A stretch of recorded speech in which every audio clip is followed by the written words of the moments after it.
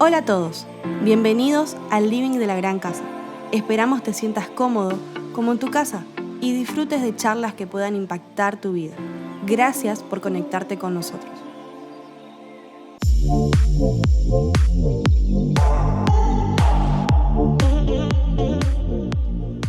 Hola a todos, ¿cómo están? Bueno, estamos nuevamente acá en el Living de la Gran Casa, compartiendo unos mates. Hay días que tomamos café, hoy estamos tomando mate, hablando en este mes, en el mes de la Biblia, acerca de qué es la Biblia justamente. ¿Cómo estás, Ricardo, que sos el que siempre me acompaña? ¿Cómo estás, Claudio? ¿Cómo estás? Bien. Muy contento y muy contento y muy expectante sobre Muy entusiasmado, este tema, sí. del Me mes encanta la Biblia. de No la sé si- Biblia. Sí. Y aparte tenemos un invitado que realmente nos va Sí. tirando toda la data, toda la info y podemos aprender un poquito más acá. Así que, Sí. Pero bueno, dejo que lo presente vos. Estamos hablando acerca de la Biblia con el pastor Andrés Ayala, que es quien está con nosotros siempre ahondando en teología y llevando adelante un tiempo de entrenamiento en la Biblia acá en la comunidad de la Gran Casa, aquí en Corrientes, Argentina. Y tenemos datos muy lindos para leerlos y para volcarlos, para que conozcas más acerca de qué es la Biblia, cómo la recibimos. La Biblia es una biblioteca, dijimos hace un rato, ¿no? O en el podcast anterior. En el podcast anterior, Andrés nos aclaró y nos dejó bien en claro que era un conjunto de libros. Ajá. Y es un conjunto de libros, dijo unos libros en el Antiguo Testamento, está dividido en dos, y unos cuantos libros más en el Nuevo Testamento. Ajá. Yo quiero compartirte unos datos o una serie de info que son curiosas y asombrosas, y después ya le dejamos que salude a Andrés. Sí. ¿Qué te parece? Mirá, te voy a contar algo. La Biblia contiene 3.566.000 letras. No sé si los que están escuchando sabían eso. 3.566.000 letras. Uh-huh. Contiene 773.693 palabras. Tiene 31.100 versículos. Y tiene 1.189 capítulos. Uh-huh.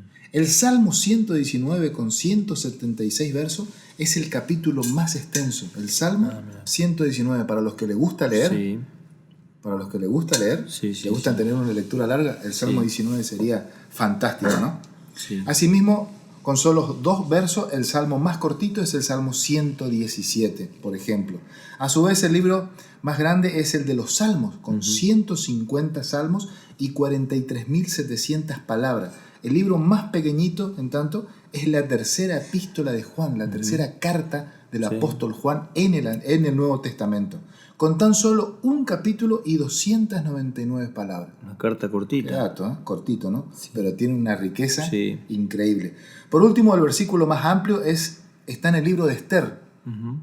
El libro de Esther en el capítulo 8-9 y tiene 90 palabras. Ese es el versículo más largo, por ejemplo. Sí. El versículo más corto, ¿cuál sería? Está en el Evangelio de Juan, 11:35, con solo 2 palabras. Jesús lloró. Sí. ¿Sí? Sí, sí. Y el más reducido, como te acabo de decir, es el de Jesús lloró.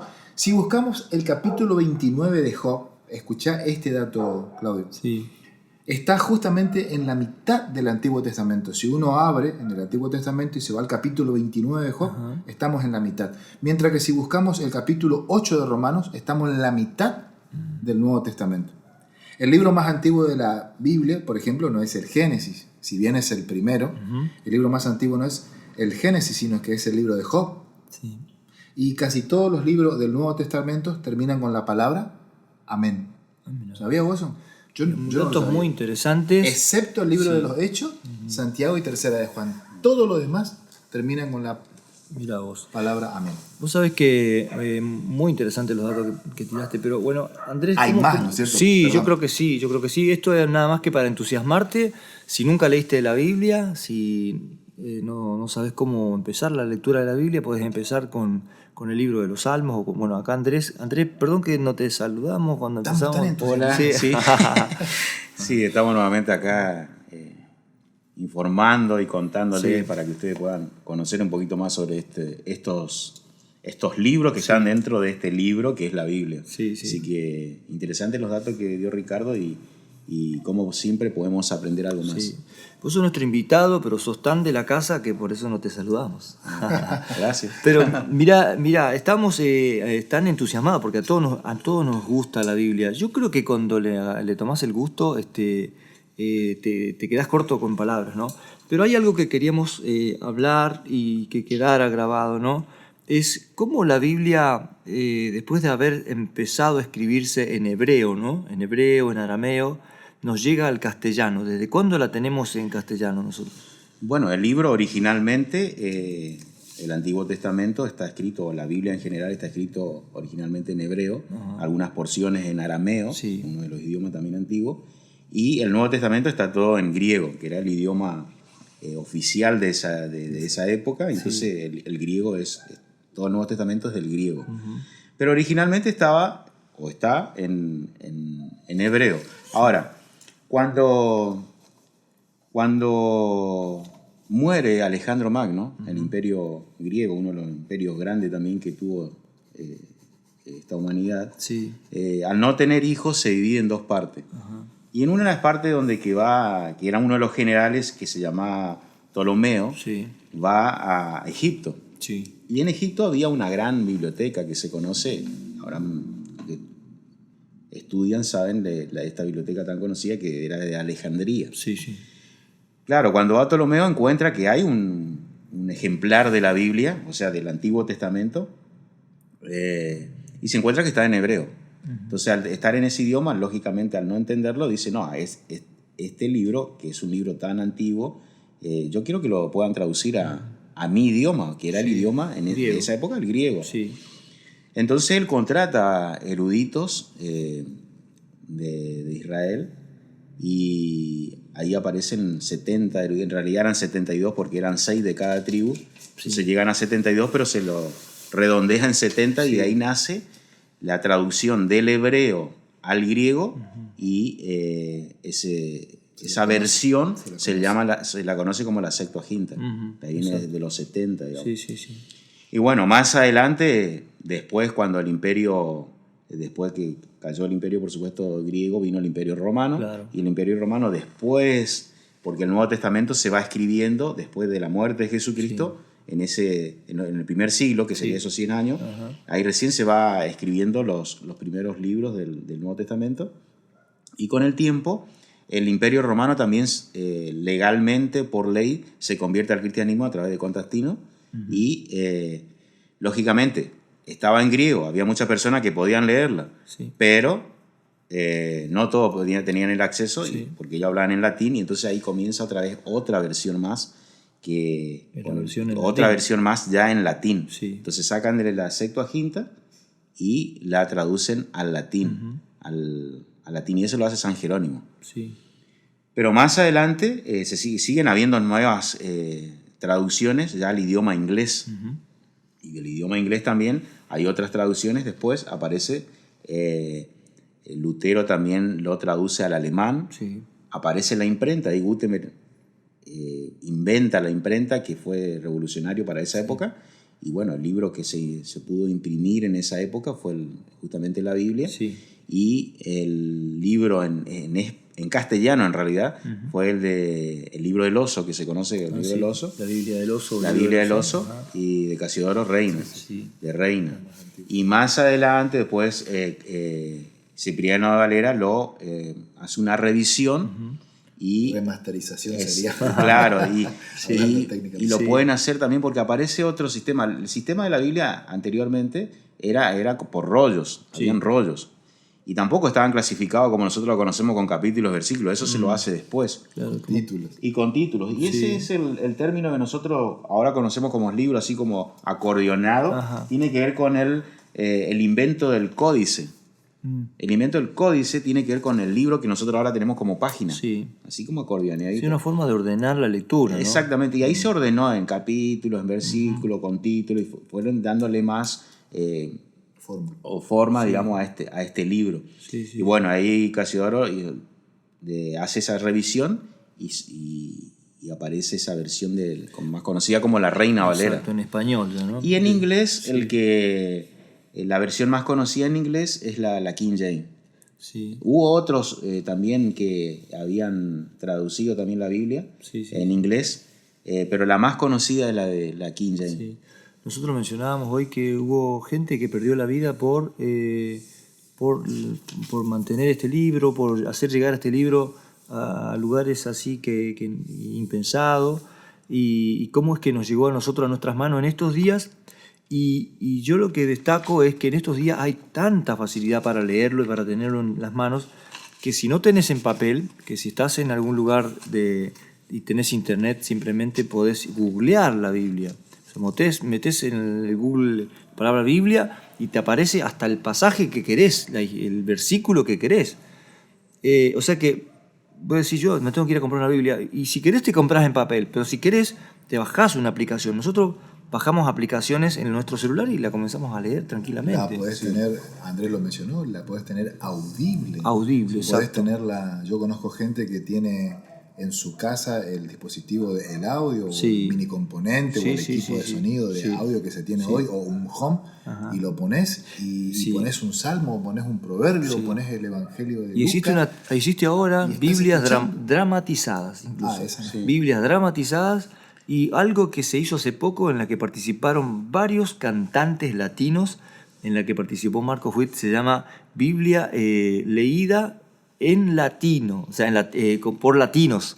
Biblia leída por latinos. Está leída, es una audio Biblia en la versión NBI, pero ahí participa, por ejemplo, Marcos Witt, participa...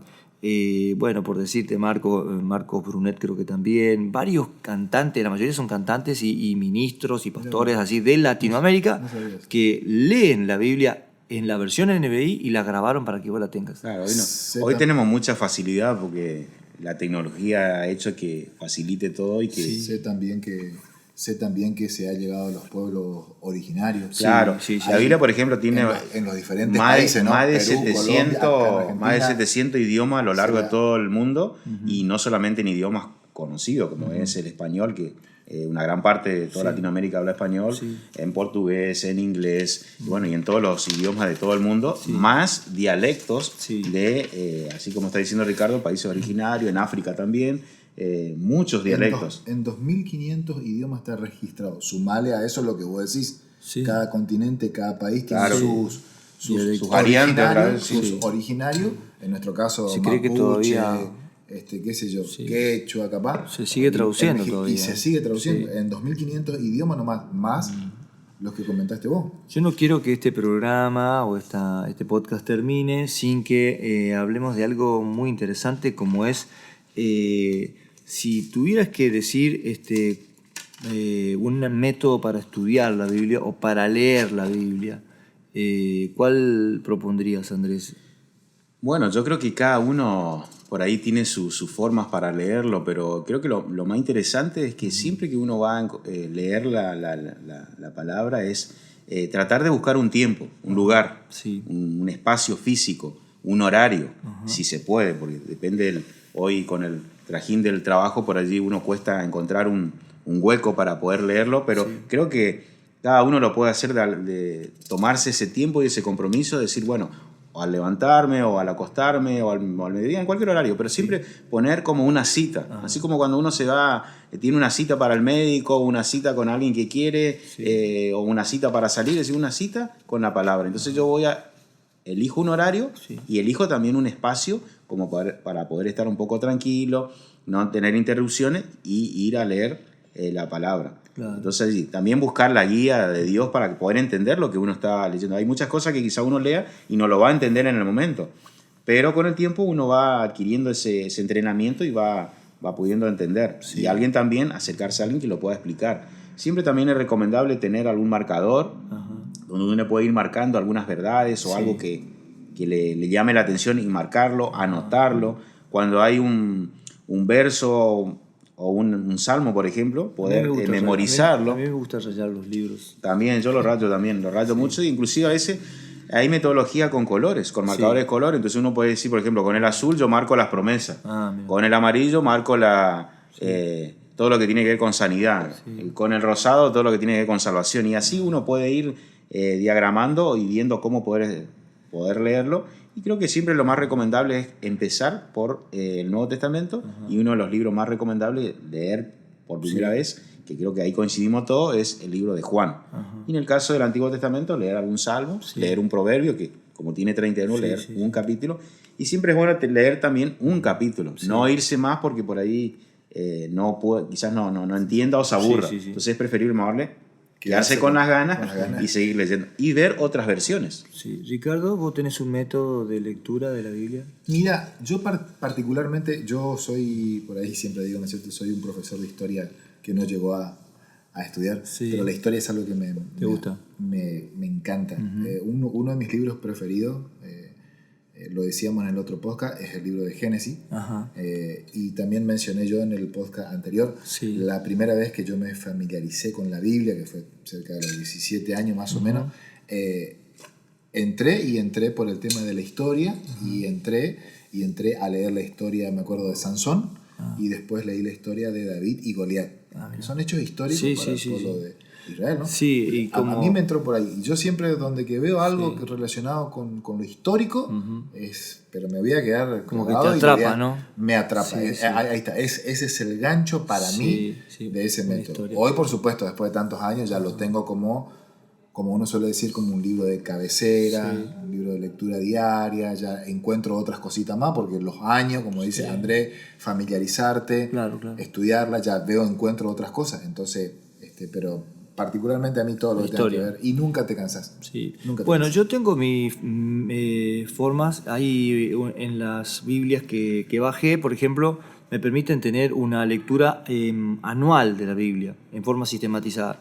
Pero yo personalmente, a mí me parece que si te gusta la biografía, es interesante leer el Nuevo Testamento, porque, por ejemplo, el libro de Lucas o el libro de Mateo hablan datos biográficos y geográficos de dónde nació Jesús, quién era Jesús, dónde se desarrolló, a qué se dedicaba, cómo es que Él es el Salvador. Entonces, si quisieras empezar a leer, yo recomendaría, y si te gusta la biografía, empezá por el Nuevo Testamento y empezá por el libro de Lucas o de Mateo. Lees biografía y lees la historia de Jesús. Bueno, señores, muchas gracias por estar en el living de la Gran Casa. Andrés, muchas gracias por estar.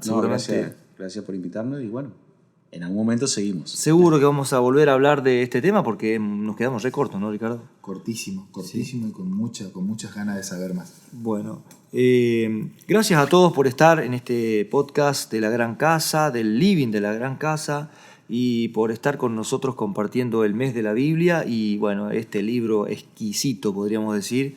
Te invitamos a que lo leas. Cuando empieces a leerlo, no solamente vas a leer historia, biografía, sino que también Dios te va a hablar. Así que no te pierdas esa apasionante experiencia.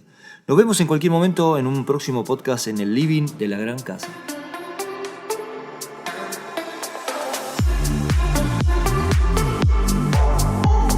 Gracias por escucharnos.